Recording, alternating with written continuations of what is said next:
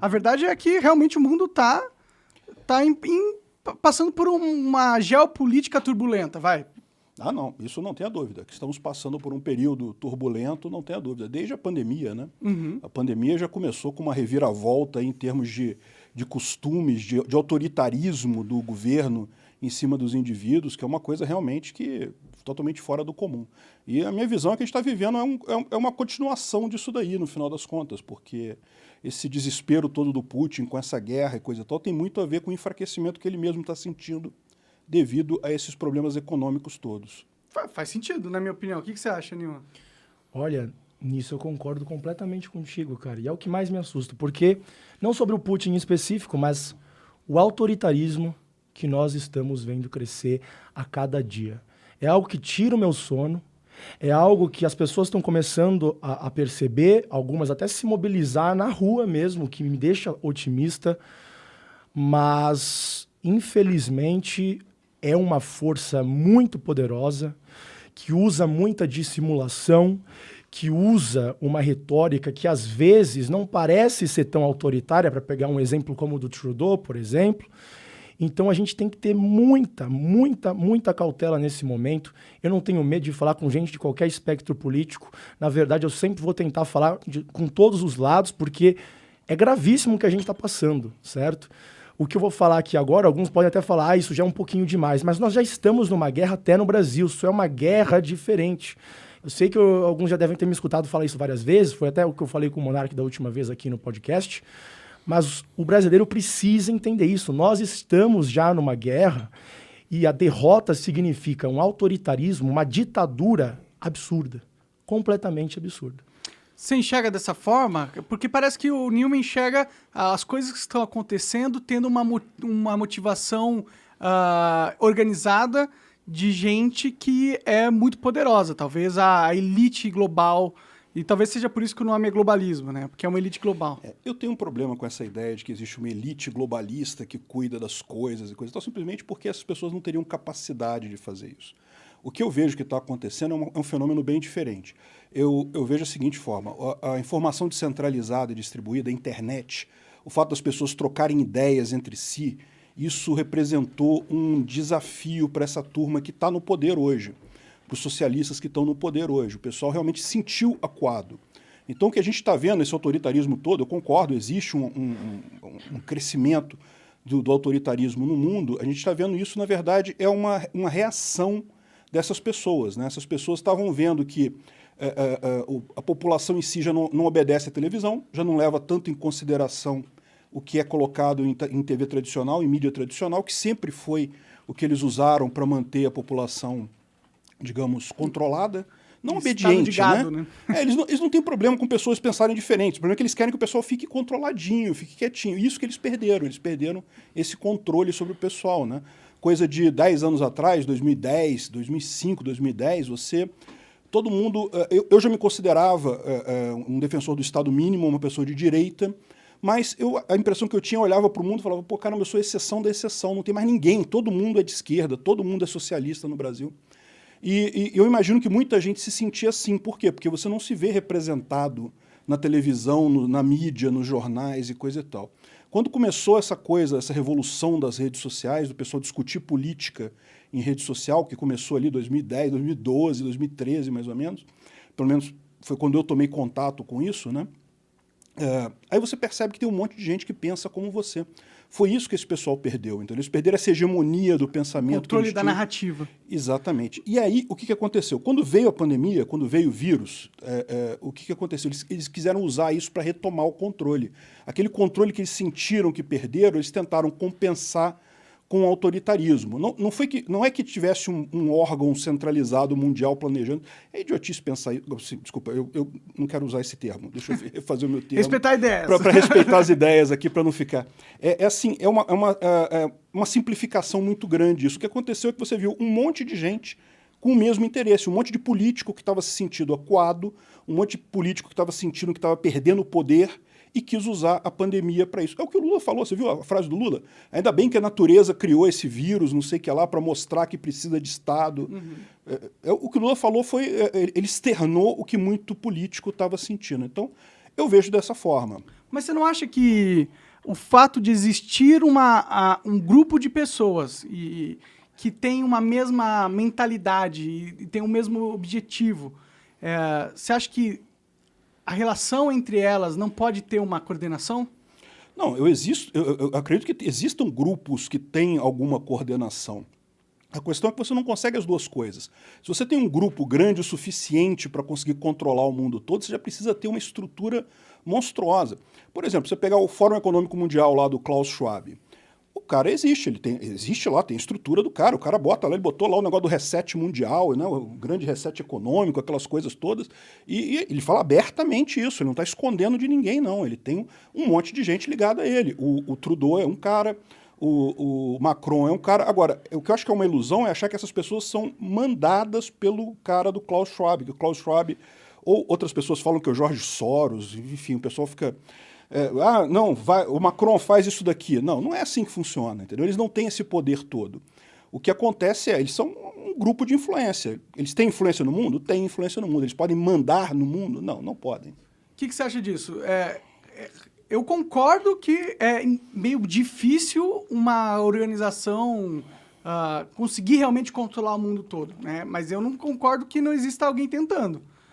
Como que você vê? O discurso do Peter, para ser bem sincero, demonstra um desconhecimento histórico. Porque esse tipo de iniciativa já existe há séculos. Nós não estamos falando só do Fórum Econômico Mundial. Na verdade, ele deriva de outros projetos cujo objetivo era a formalização de um governo único mundial, ou, no mínimo, uma forma, um sistema político-econômico ao redor do mundo, onde as nações são dissolvidas, onde a soberania dos países já não existe, e, pelo contrário, órgãos transnacionais, como um exemplo é a ONU, mas para pegar um caso ainda mais esdrúxulo, que muito libertário eu sei que não gosta, OMS, certo? Você vê há séculos diversos intelectuais que não só acreditavam que um governo mundial era necessário, como lutaram para isso, certo? Isso aqui não é uma conspiração, isso aqui não é uma ignorância, pelo contrário, né? Eu poderia pegar diversos exemplos ao longo dos séculos de diversos, nem só intelectuais, mas até bilionários. Quando falam-se em Rockefeller, por exemplo, as pessoas já falam, Rockefeller, vem lá o cara jogando uma teoria da conspiração. Por quê? Porque realmente existem agentes infiltrados que chegam e ficam jogando aquele monte de narrativa esquizofrênica do David Icke, que chega e fala dos lagartos e não sei o quê. Não. Vamos nos ater aos fatos concretos. E quando nós fazemos isso, nós vemos o próprio David Rockefeller, que chegou e falou, se você quer me culpar em querer fazer um governo único mundial, eu então sou culpado por mas isso. Olha só, querer fazer um governo mundial, essa ideia sempre existiu. Sempre existiu e é um projeto que eles lutam até o momento atual. Não, e se você parar para pensar, é uma coisa que vem acontecendo, sim, né? Sim. A ONU, por mais que ela não tenha jurisdição sobre o mundo, ela foi criada num contexto realmente de você ter alguma coordenação mundial entre os países. Ainda é uma coisa em termos de tratado, não é nada que seja coercitivo, né? A ONU ela não pode impor a vontade dela sobre os diversos países, mas essa ideia de ter governo mundial sempre teve mesmo, porque o pessoal parte do princípio que, poxa, você tem um país, tem a Constituição, por que não fazer isso mundialmente, né? Eu acho que é uma ideia errada, mas assim, a questão que você fala é assim, existem pessoas que defendem essa ideia? Existem, eu não tenho dúvida disso. E elas são poderosas? Algumas pessoas podem ter algum poder? Pode. Elas têm poder de mandar, de impor isso? Não, não tem. Não, com certeza eles não conseguem impor nada. E eu acho difícil de conseguirem.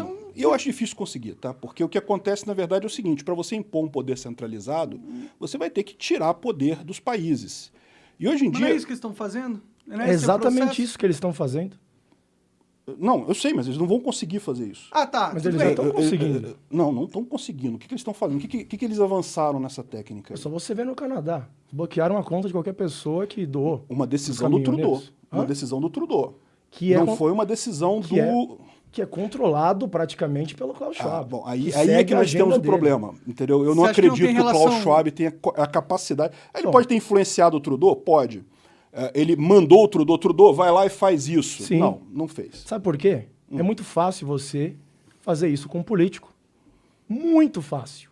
Muito fácil. Por isso que a maioria dos políticos são marionetes. Como que faz isso com político? Como que faz isso? É. Você pega um político degenerado, pedófilo, filma ele transando com uma criança, pronto, você tem Jeffrey Epstein. E não é à toa que Jeffrey Epstein sendo só um dos, tá? Tem vários outros aí que só não foram expostos. Ele foi aí um alerta para as pessoas calarem a boca. Você faz esse sistema de chantagem e pronto. O político vai fazer o que você quiser. Quem que estava lá no avião do Jeffrey Epstein? Bill Clinton. Donald Trump está lá em algumas fotos, certo? A elite ocidental inteira. Então é muito fácil. É só você ter um serviço de inteligência capaz, acabou. Então o Newman está argumentando que existe mecanismos de poder que conseguem formar grupos através de chantagem e que esse grupo é gigantesco. E tem muita gente que tem o rabo preso com esse serviço de inteligência. Meio que esse é o argumento, assim. Pois é, eu não vejo muito esse tipo de coisa em termos de evidência, né? Assim, que alguém pode ser chantageado, o político pode ser chantageado, pode. Já aconteceu em várias situações, né? Sim. Mas você tem duas coisas nesse caso. Primeiro que é difícil o cara manter essa chantagem por muito tempo, porque manter sigilo do negócio desse tipo é difícil.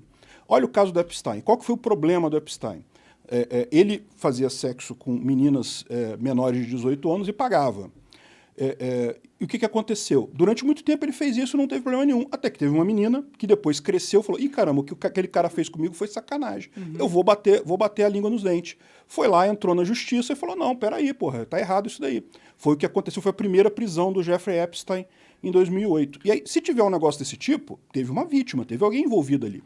Não. Assim, eu recomendo que você estude um pouco melhor a história do Jeffrey Epstein, porque Maria, que foi a que mais ficou famosa, ela foi ao FBI, diretamente. Ela foi no FBI diversas vezes. E aí começou a ser perseguida. Por quê? Porque os próprios diretores do FBI faziam parte desse sistema de chantagens, certo? Mas então se ela foi no FBI e o FBI estava no esquema, eles não iam fazer nada. É o que eu digo. Ela conseguiu botar a boca no trombone, ela conseguiu... Talvez o Jeffrey Epstein pisou no calo de alguém que ele não devia pisar. Sim, foi exatamente isso. A questão é, não existem mais casos porque, bom, você vê não vou falar polícias aqui no Brasil, mas lá fora, com certeza, o próprio FBI, ele não fez nada em relação a isso. Então, chegar e falar que não existem evidências para esse tipo de esquema não faz sentido nenhum. O FBI não é uma coisa monolítica. É lógico, eu sei que o FBI, inclusive a gente tem visto algumas ações aí fortemente favoráveis aos democratas, como eu acho que a Polícia Federal aqui no Brasil acaba tendo uma orientação, a polícia acaba tendo uma tendência. Mas é uma ilusão você achar que todo mundo lá dentro está no... É impossível esse tipo de coisa. Sim. Você vai ter alguém lá que vai olhar para aquele troço e falar: não, peraí, isso aqui tá errado, pô, isso aqui não pode. Mas você não precisa controlar todo mundo. Você só precisa controlar as cabeças. Exato. E como as cabeças chegam no pescoço? É exatamente o que eu estou falando. Não dá para controlar. Só controlar. Esse tipo de coisa, de chantagem, não dá só controlando as cabeças, porque basta alguém abrir a boca para quebrar a chantagem. Mas se Por isso que eu também não acredito naquele negócio que o Bolsonaro falou do Barroso em Cuba e não sei o que lá. Porque se tivesse um negócio desse tipo, vocês sabem dessa história, né? Não sei. Não foi o Bolsonaro que falou, não sei quem é que falou. Alguém da equipe dele lá que falou que o Barroso esconde alguma coisa porque foi em Cuba e foi filmado. Entendi. E pode acontecer uma coisa desse tipo? Em tese pode, mas esse tipo de coisa não dura muito tempo. O segredo não dura esse tempo todo. Olha, então, é por isso que o Jeffrey Epstein, ele não só chegava, tinha uma gravação lá e acabou. Não. Ele estabelecia um relacionamento. É isso que um serviço de inteligência faz. Então não era assim, eu vou pegar aqui o Bill Clinton transando com uma criança apenas uma vez. Não. Tem um vínculo de amizade. Não, você estuprou aqui uma criança? Estupra mais uma vez. Estupra outra. Vamos te ajudar de toda a forma possível. Forma toda uma rede em torno daquilo. Porque você acha que os Skull and Bones, lá nos Estados Unidos, que é uma sociedade secreta em Yale, um dos ritos de iniciação é ficar pelado lutando com os outros caras. E até eles gravam aquilo. Por quê? Aquilo forma um círculo de confiança. Você vai falar alguma coisa, você vai expor alguém, a gente também vai te expor, entendeu? Quanto mais podre você tem contra o político, contra aquela pessoa que você quer dentro do seu grupo, melhor. Então não é simplesmente assim, aqui eu vou te obrigar a fazer isso porque eu tenho chantagem contra você. Não. É lógico, um serviço de inteligência entende muito bem a psicologia humana. Ele sabe que isso facilmente acaba entrando numa situação em que o sujeito que é chantageado pensa, pô, calma aí, você precisa de mim. Você precisa de mim mais do que eu preciso de você. Então, o que eles fazem? Eles estabelecem ali um vínculo, né, de independência mútua. Você quer aqui as suas crianças, você quer aqui fazer todas essas porcarias, tudo bem, você trabalha com a gente. Não, eu entendi essa sua proposta para o vínculo entre as pessoas, embora eu ainda ache pouco provável, né? Os hackers não vão conseguir vazar essa informação, não vazam tudo quanto é coisa por aí, né? Mas, enfim, mas às vezes eles vazaram isso. Mas olha só, meu ponto é, se por exemplo, como você está colocando, envolveu crianças, envolveu sexo com crianças, essas crianças crescem. Em algum momento, alguma dessas crianças vai virar, ou a mãe dessas crianças, ou o pai dessas crianças, vai virar e vai falar, olha só, está acontecendo isso assim, assim, está fazendo investigar, tem que investigar. Já aconteceram esses casos? Já aconteceram esses casos. Alguns não foram para a mídia exatamente porque a própria mídia mainstream, principalmente, abafa esses casos. Se vocês quiserem ver um exemplo disso, entre no canal da Whitney Webb. Ela não tem mais no YouTube porque ela foi banida. Chama Unlimited Hangout. Ela foi e entrevistou uma mulher que foi lá estuprada pelo Jeffrey Epstein. Ela descreve todas as pessoas envolvidas, o que o Donald Trump fez com ela, como que o FBI traiu a confiança dela, dedurou ela, como ela foi perseguida e assim em diante, ameaças de morte. Então não é algo assim simples. Vai tentar expor, colocar a boca no trombone quando você está lidando com um bilionário, quando você está lidando com um cara que é uma pessoa com muito poder político ou até mesmo policial. Não é possível fazer isso.